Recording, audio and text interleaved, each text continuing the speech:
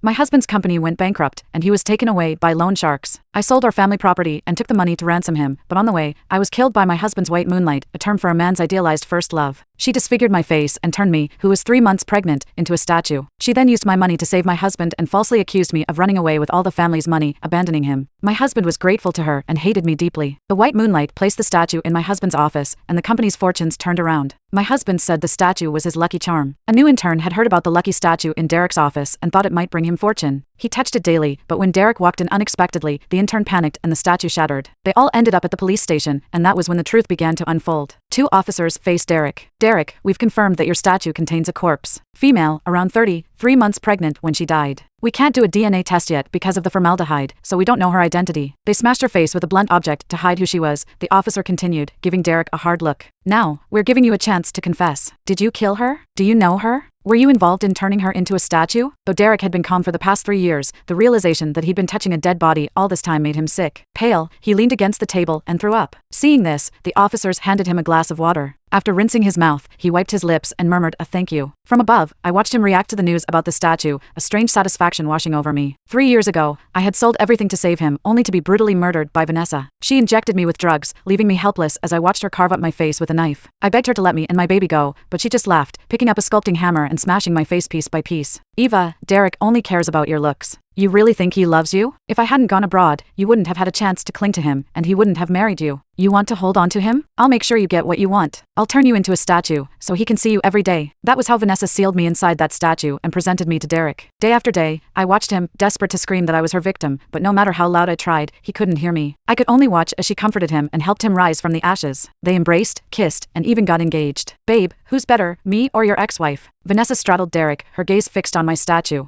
Every time Derek heard my name, his anger would boil over. Her? She doesn't even compare to you. The biggest mistake of my life was marrying her. Vanessa laughed gleefully and pointed at the statue. Honey, do you like the statue I gave you? A smile crept onto Derek's face. It's your lucky charm that helped me get back on my feet, so of course, I love it. He genuinely cherished that statue, touching it countless times a day. Each time, I held my breath, hoping he would finally realize that I was trapped inside, but disappointment followed every single time. The sharp sound of police banging on the table pulled me from my thoughts and drew Derek's attention back. Taking a deep breath, he replied, I have no idea how a body ended up in that statue or who it is. I'm a victim here too. But the police pressed on. We've done our homework. Your wife, Eva Harlow, went missing 3 years ago. She was 30 at the time, which matches the corpse. I stared at Derek, desperate for him to connect the dots that the body was mine and that I hadn't run off with his money but had been murdered by his first love. But instead, he scoffed, his voice laced with rage. Eva? That's impossible. When my company was in crisis, she sold everything and took off with the money. He spoke through clenched teeth, trying to stay calm as he defended himself. You said the victim was pregnant when she died, right? That can't be Eva. When she left, she wasn't even pregnant. I hadn't told him about my pregnancy, wanting to spare him any extra worry during a tough time. Now, that choice was being used against me. The police continued their questioning. So, who gave you that statue?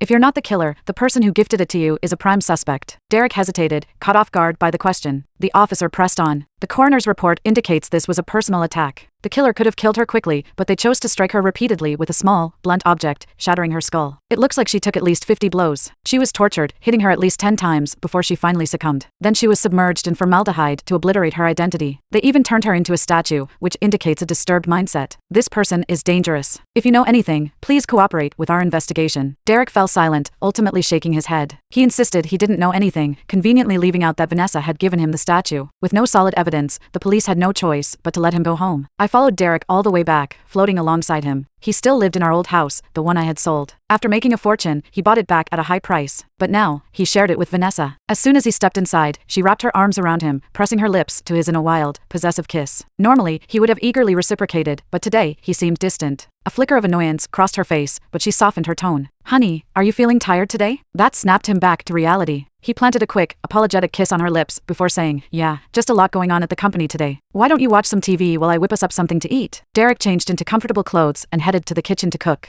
After all these years of marriage, I had no idea he even knew how to cook. Not once had he made soup for me when I was sick. All his special attention was reserved for Vanessa. During dinner, Derek suddenly asked, Vanessa, did you carve the statue in my office? I perked up, floating nearby with excitement. Was he starting to doubt her? Vanessa paused for a moment, her fork falling from her fingers as she lightly touched her right hand, a look of disappointment crossing her face. I wish I could have made it myself, but my hand. Derek gently took her hand, concern etched on his face. It's It's all Eva's fault. I can't believe her jealousy ran so deep that she'd ruin your hand and stop you from sculpting. If I'd just divorced her back then, I wouldn't have lost everything. I wouldn't have had to rely on you to save me. Vanessa, every time I think about it, I wish I could find Eva and make her pay. I screamed in frustration, but they were oblivious to my anguish. When Vanessa first returned to the country, Derek often went to see her. Once, I confronted her in the sculpture studio, begging her to keep her distance. Instead, she stabbed her hand with a sculpting tool. When Derek rushed in, her palm was dripping with blood, and I stood right next to her. Eva! How could you hurt her? He shouted, rushing toward me. He slapped me hard, knocking out a tooth. Before I could defend myself, Vanessa weakly said, Derek, don't blame her. She didn't mean to hurt my hand. Ah, it hurts so much. Derek, I'll never be able to sculpt again. Derek shot me a furious glare, kicked me hard, and then carried Vanessa to the hospital. I felt 2 ribs crack under his kick. At that time, we were both in the same hospital. Derek doted on her, while I didn't see him once.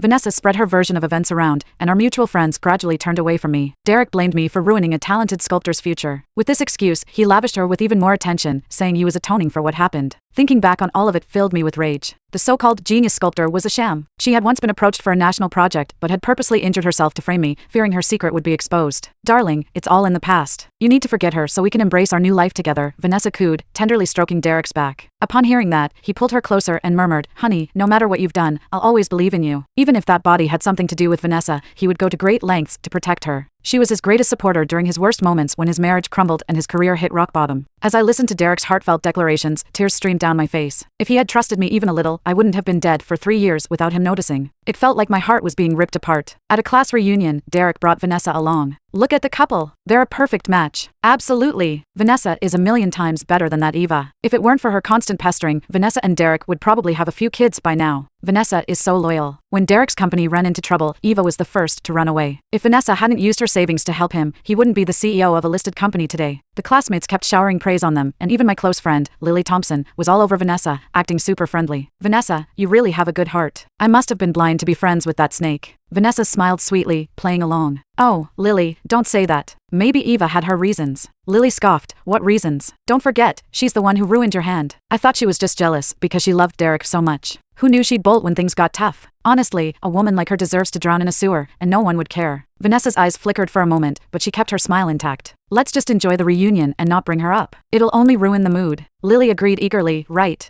No more talking about that wretched woman. Everyone, if you see Eva, make sure to give her a good beating for Vanessa. All the classmates chimed in, united in their hatred, as if I were the common enemy. Just as the laughter filled the air, a few police officers walked in and took Derek away. He sat in the interrogation room, his face a mask of irritation as he fought to control his anger. What do you want from me? I've told you everything. I don't know who made that statue. It might have been a gift from a business partner ages ago. I really can't remember. He believed Vanessa had nothing to do with the corpse and was hiding that fact to protect her from the police. She was so fragile. An interrogation would surely scare her to tears. Watching Derek defend Vanessa only stoked my anger, but soon I fell silent. The police placed a photo of the corpse in front of him. They had reconstructed the head and face of the body, which was sealed inside the statue. We've restored the victim's appearance. Take a look and see if you recognize her. Derek leaned back in his chair, arms crossed, clearly impatient. When he heard the officer's question, he rolled his eyes and lazily picked up the photo. But as soon as he saw the face in the picture, his expression changed completely. He shot up from his chair, his legs scraping loudly against the floor. His eyes widened in shock, and his voice trembled as he exclaimed, Eva? How is that even possible?